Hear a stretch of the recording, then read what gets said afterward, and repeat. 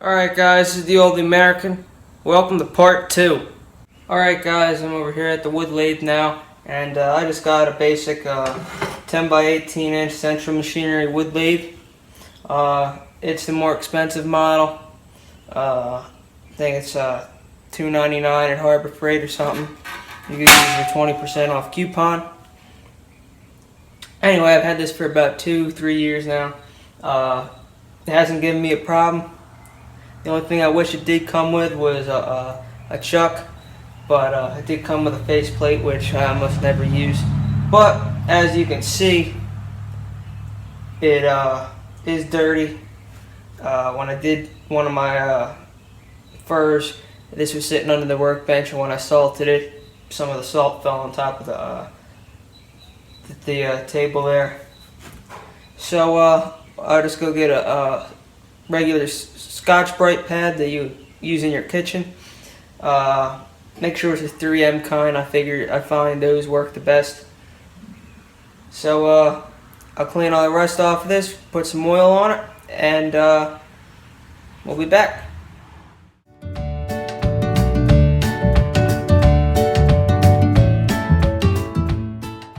Alright guys, that was quick. I got just all the surface rust off just so this slide will move easier, but later on in my spare time I'm gonna get it real good, all the rust off, put a nice coat of 3-in-1 oil on it. Basically any oil will work. Okay, so you got your two pieces of stock.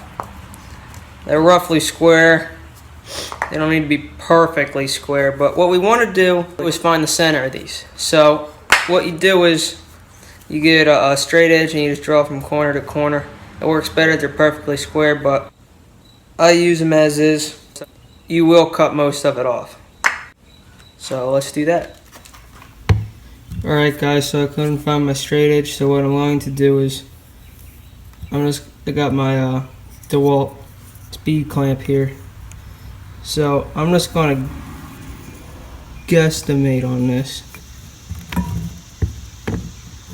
So I know that two of these corners are 90 degrees. So,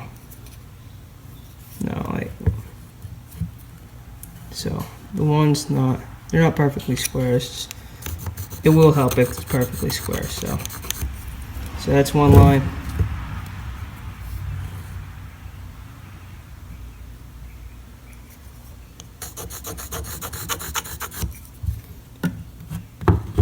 Here's another one, and what we're doing, we're going to use this line here.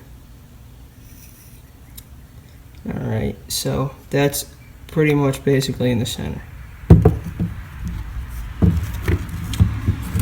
So we'll do the same as this one, and the other sides, and I'll be back.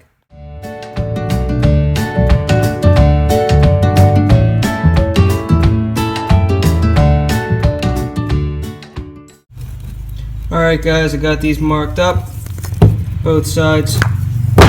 So what I did this for is so I can get a saw and mark out the grooves for my head, which I forget the real name for it, but this piece goes in here, and these teeth lock into those grooves.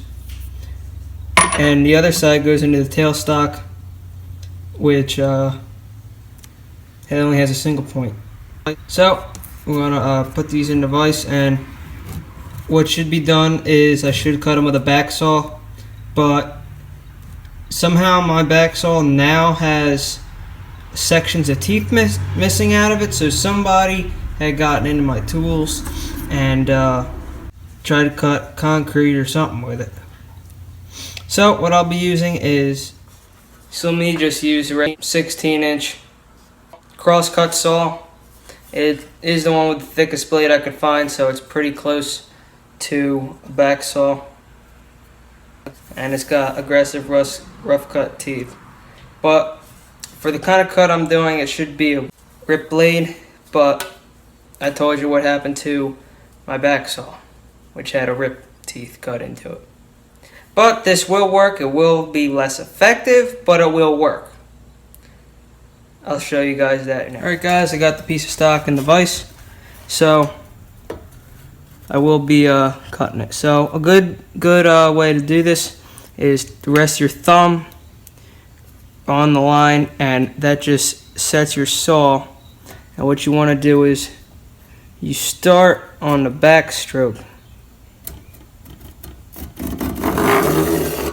Just do that a couple of times till the teeth dig in.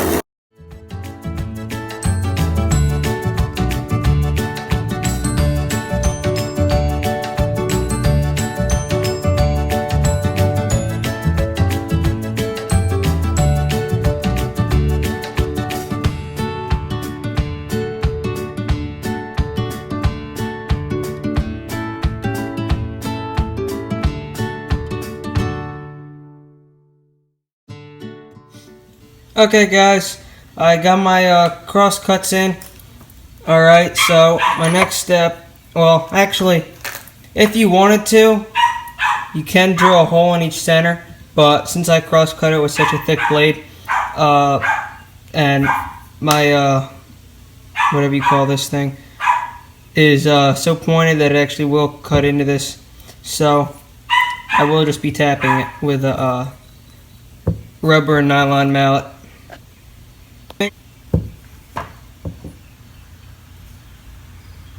Make sure that your tooth is lined up with the line, otherwise there's just a big waste of time you cutting that.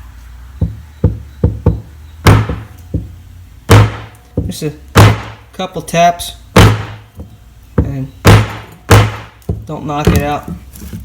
Alright, so you got this in and it's in there pretty firm. Alright, so next thing is to put it up on the lathe. Alright, so what you want to do is make sure that everything's out of the way. And then you just plug this part back into your tapered shaft, and then move your tailstock right into your centered mark. And you got that lock on the back of it. Tap it with a soft-faced hammer, and you never want to use a metal hammer on any of these tools because it will damage them. And make sure that this spins, which mine is not. So what you want to do is make sure that your tailstock is locked at the bottom but not at the top, and you go ahead and crank this thing in, and that puts pressure on your workpiece, and it drives your workpiece into whatever that other thing is called. Alright, so then you're going to move your tool rest as close as you can get to your workpiece without it touching. And you always want to spin by hand your workpiece, make sure it doesn't touch. Alright, so once you got that done, you're going to go get your lathe tools, and we'll begin. Also guys, you want to make sure that there's no cracks or anything in your workpiece so it doesn't fly off and hit you in the face or something. And that, of course, some people wear face shields. I once in a while do when I'm working on larger pieces, but something as small stock as this, I do not. I just wear regular safety glasses. Okay guys, then you want to go get your lathe tools, and the tool that we will be using for right now is your large roughing gouge. This tool is your roughing gouge, and there's plenty of them out there. And what you're going to look for is you're going to want to make sure that your tool is sharp. You can tell it is sharp, and never go across the blade to see if it's sharp. Always go straight. If you can feel it catching, it's pretty sharp. And you also want to make sure that there's no fractures in your handle or anything, and make sure that your ferrule is good and tight and nothing moves on it. So this tool is good. Alright guys, so what you want to do is make sure that your lathe is at the slowest speed possible. and for me that is 750 RPM. So we're going to go ahead and flip her on and make sure it's not vibrating too much. If it is, you're going to have to readjust. This one isn't. So you're going to put your tool like this and run your finger underneath of it, making sure that your right or left hand is on top of the handle. I'm just starting off in small chips. And just work your way down. And really what I'm looking at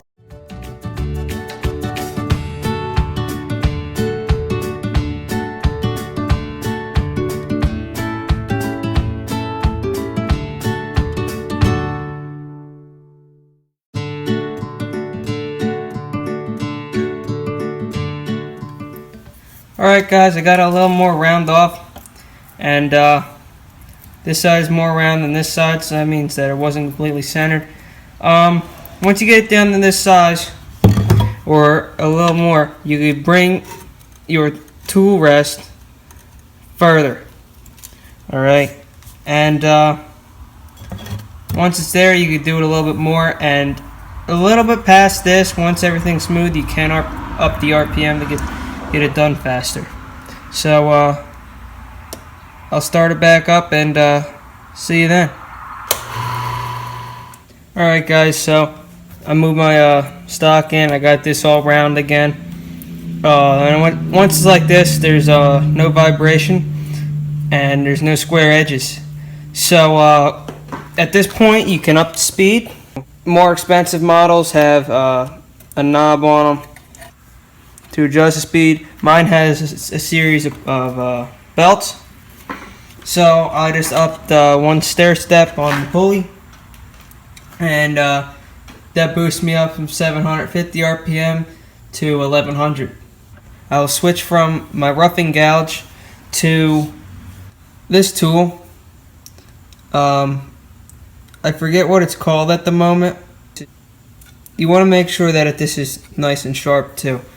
So I'll get to turning it, and with this tool you'll get done a whole lot faster, I found, rather than your roughing gauge. And there's a ton of tools, different lathe tools out that you can get.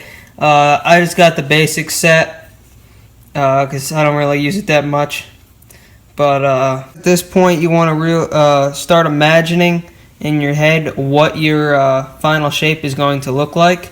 So as you're turning this, start to put your hand, make sure it's stopped, of course. Make sure you put your hand on this and feel what's more comfortable for your hand to fit. Now, me personally, I like bigger grips because you get more stabilization that way. So I'm not going to go too much farther, probably another quarter or half an inch down from what this is. And then I'm going to put like some kind of a curve in it. So just to have it more ergonomic.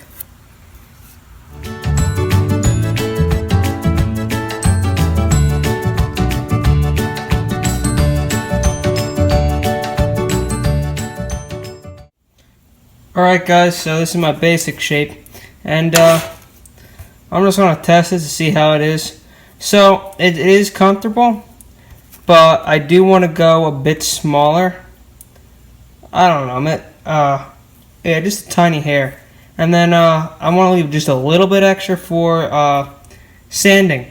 But you can see how the way I cut this, you could see it came out in and I mean, I got a couple bug holes, yeah, but I mean, all I could do, I could get a little bit of dust from like a 220 grit sandpaper, mix it up with some wood glue, and just shove it in there. I don't really use wood putty because wood putty is a mixture of almost anything in there, and it almost never matches your wood, and you can't stain it, you can't do nothing with it. It's basically there just a filler if you're going to paint it. So what I use is just refined sawdust and wood glue. Mix it up and then I just shove it in there, and it's basically dry at that point. Or another way to do it is, I've seen some people, they get super glue, Loctite super glue, and they just put it in there and they sprinkle some sawdust on it and then just sand it smooth, and all the sanding just mixing with the super glue. And it looks pretty neat because you almost not even see it. It's almost better than the wood glue, but I prefer wood glue and sawdust. So I turned that down a little bit, and oh, something else I forgot to mention: your tools. You other than making them sharp, they do get hot right along. It's not the very tip that gets hot; it's right behind it, and you will see like this one has a little black mark in it. What you will notice is it'll start to turn blue, purple, and a straw color. Like you see, this is a straw color because it got a little too hot on me. But what I wouldn't recommend is dipping it in water, because that just makes it more brittle. I mean, it makes it harder, yeah, but it does make it more brittle. It also causes rust in some tools. But this is good. I use high-speed steel tools. The more expensive ones are carbide tipped, which last a lot longer and stay a lot sharper. They also don't get hot. Those are more expensive, and like I said earlier, I have just a basic set. So I'll turn this down and get back to you. Alright guys, so I want to stop and I want to test it out, and I want to be fat because it'll give me more stabilization. So I'm just going to try it out with both hands. Get that out of the way. And I will take it out, but I have the holes marked. I think this is going to be good. Fits in my hand fairly nice. And yeah, I can make it smaller. It'll feel a lot better. But the fatter it is, the more stabilization you get. And since this is going to be for a heavier camera, I decided to leave it big. I'm going to go get some sandpaper. I'm going to start off with 80 grit, then 120. 220 doesn't come out right. I never found on wood turning, because on white oak the grain is just so big and you get a lot of tear out with it. Alright guys, I got some 80 grit sandpaper, and what I like using is this stuff for the random morbid sanders, because it is thicker. Yeah, so you boost your speed all the way up. For me, that's 3200 RPM. That's what 3200 RPM looks like. And I always go from the bottom, so if it gets cooled, it'll go away from you and it won't jam your fingers back.